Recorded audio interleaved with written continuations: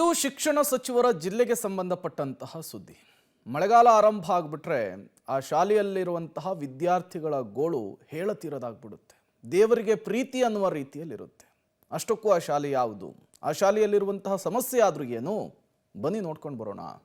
ಶಿಕ್ಷಣ ಸಚಿವರೇ, ಇದು ನಿಮ್ಮದೇ ವಿದ್ಯಾರ್ಥಿಗಳ ಗೋಳು. ಮಳೆ ಬಂದ್ರೆ ಸಾಕು ಸೋರುತ್ತವೆ ಶಾಲೆಗಳ ಕೊಠಡಿ. ಜೀವ ಭಯದಲ್ಲೇ ಪಾಠ ಕೇಳ್ತಾ ಇರೋ ಮಕ್ಕಳು. ಎಸ್, ಶಿವಮೊಗ್ಗ ಜಿಲ್ಲೆಯಲ್ಲಿ ಮಳೆಯು ಯಥೇಚ್ಛವಾಗಿ ಆಗತ್ತೆ. ಆದ್ರೆ ಮಳೆಗಾಲ ಬಂತು ಅಂದ್ರೆ ಈ ಶಾಲೆಯ ಮಕ್ಕಳು ಜೀವ ಭಯದಲ್ಲೇ ಪಾಠ ಕಲಿಬೇಕು. ಪೋಷಕರು ಕೂಡ ಶಾಲೆಗೆ ಹೋಗಿರುವ ತಮ್ಮ ಮಕ್ಕಳಿಗೆ ಏನ್ ಅನಾಹುತ ಆಗುತ್ತೋ ಎಂಬ ಆತಂಕದಲ್ಲಿ ಕಾಲ ಕಳಿಬೇಕಾಗಿದೆ.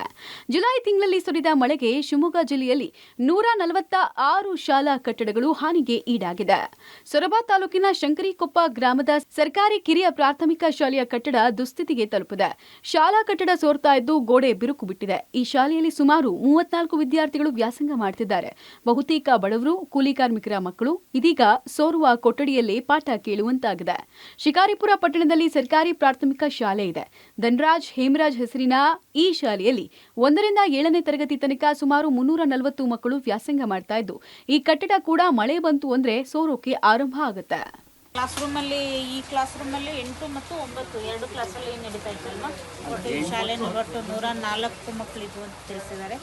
ಅದೃಷ್ಟವಶಾತ್ ಮಕ್ಕಳು ಯಾರೂ ಇರಲಿಲ್ಲ ಕ್ಲಾಸ್ ರೂಮಲ್ಲಿ, ಅದೊಂದು ಒಳ್ಳೆಯದು.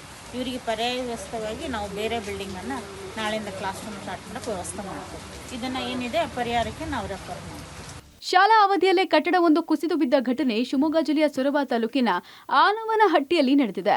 ಆನವನಹಟ್ಟಿಯ ಸರ್ಕಾರಿ ಉರ್ದು ಪ್ರೌಢಶಾಲೆಯಲ್ಲಿ ಈ ಅವಘಡ ಸಂಭವಿಸಿದೆ. ಈ ಶಾಲೆಯಲ್ಲಿ 104 ವಿದ್ಯಾರ್ಥಿಗಳು ವ್ಯಾಸಂಗ ಮಾಡುತ್ತಿದ್ದಾರೆ. ಮಧ್ಯಾಹ್ನದ ಸಮಯದಲ್ಲಿ ಮಕ್ಕಳಿಗೆ ವಿಶ್ರಾಂತಿ ನೀಡಿದ್ರಿಂದ 8ನೇ ತರಗತಿ ಮಕ್ಕಳು ಕೊಠಡಿಯಿಂದ ಹೊರಗಿದ್ರು. ಈ ವೇಳೆ ಕಟ್ಟಡ ಕುಸಿದು ಬಿದ್ದಿದೆ. ಹೀಗಾಗಿ ಅದೃಷ್ಟವಶಾತ್ ಭಾರಿ ಅನಾಹುತ ತಪ್ಪಿದಂತಾಗಿದೆ. ಇನ್ನು ಘಟನಾ ಸ್ಥಳಕ್ಕೆ ತಹಶೀಲ್ದಾರ್ ಭೇಟಿ ಕೊಟ್ಟು ಪರ್ಯಾಯ ವ್ಯವಸ್ಥೆ ಮಾಡುವ ಭರವಸೆ ಕೊಟ್ಟರು.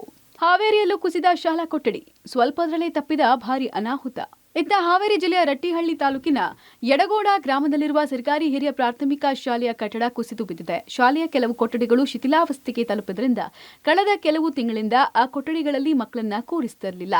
ಆದರೆ ಶಾಲಾ ಆವರಣದಲ್ಲೇ ಶಿಥಿಲಾವಸ್ಥೆಗೆ ತಲುಪಿದ ಕಟ್ಟಡಗಳು ಇರೋದ್ರಿಂದ ಅಲ್ಲಿಯೇ ವಿದ್ಯಾರ್ಥಿಗಳು ಓಡಾಡ್ತಾ ಇದ್ರು. ಅದೃಷ್ಟವಶಾತ್ ಶಾಲಾ ಕೊಠಡಿ ಸೋಮವಾರ ತಡರಾತ್ರಿ ಕುಸಿದು ಬಿದ್ದಿದ್ರಿಂದ ಭಾರಿ ಅನಾಹುತವೊಂದು ತಪ್ಪಿದೆ. ಇನ್ನು ಸ್ಥಳಕ್ಕೆ ಶಿಕ್ಷಣ ಇಲಾಖೆ ಅಧಿಕಾರಿಗಳು ಭೇಟಿ ಕೊಟ್ಟು ಪರಿಶೀಲನೆ ನಡೆಸಿದ್ದಾರೆ. 1955ನೇ ಇಸ್ವಿಯಾಗ ಬಿಲ್ಡಿಂಗ್ ಕಟ್ಟಿದವ್ರು ಇವು.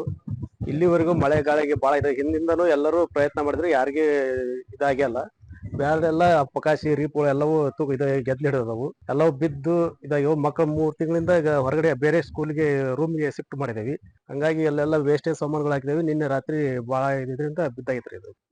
ಈಗ ಇವು ಸುಮಾರು 5 ರೂಮ್ ಅದಾವ್ರಿ. 5 ರೂಮ್ನಾಗ ಅಷ್ಟು ರೂಮ್ ಸೋತದವ್ರಿ. ಹೊಸ ಕಟ್ಟಡ ಸುಮಾರು 4 ರಿಂದ 5 ಆದ್ರೂ ಪರವಾಗಿಲ್ರಿ. ಇದೊಂದು ಬಿಲ್ಡಿಂಗ್ ಅಷ್ಟೇ ಚೆನ್ನಾಗೈತ್ರಿ. ಅಲ್ಲಿ ಅಡಿಗೆ ಬಿಲ್ಡಿಂಗ್ 1-2 ಅಷ್ಟೇ ಚೆನ್ನಾಗದವ್ರಿ. ಇನ್ನೆಲ್ಲ ಅಷ್ಟು ಡೆಮಲೈಸ್ ಮಾಡ್ಬೇಕ್ರಿ. ಅವೆಲ್ಲ ಯಾವ ಸರಿ ಇಲ್ಲ. ಎಲ್ಲ ಇದು ಗೆದ್ಲು ಹಿಡ್ದವ್ರಿ ಎಲ್ಲ ಇದ್ರ ಮೇಲೆಲ್ಲ.